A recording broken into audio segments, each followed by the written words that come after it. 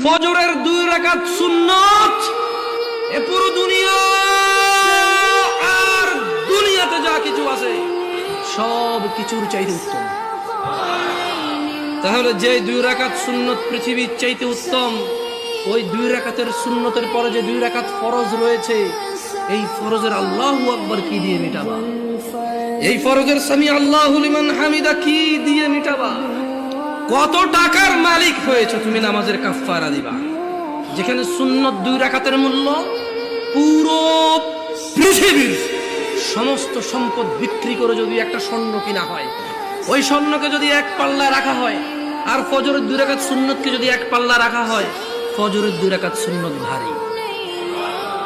ওই সুন্নত এত ভারী হলে ওই ফজরের নামাজের ফরজ যেটা তুমি ঘুমের মধ্যে কাটিয়ে দাও, ওই 2 রাকাত ফরজের আল্লাহু আকবার, সামি আল্লাহু লিমান হামিদা, আত্তাহিয়াতু সুবহান রাব্বিয়াল আযীম, সুবহান রাব্বিয়াল আলা কি দিয়ে কিনবা তুমি? কি কয় টাকার মালিক হয়েছে যে 2 রাকাত সুন্নতি পুরো পৃথিবীর চাইতে উত্তম?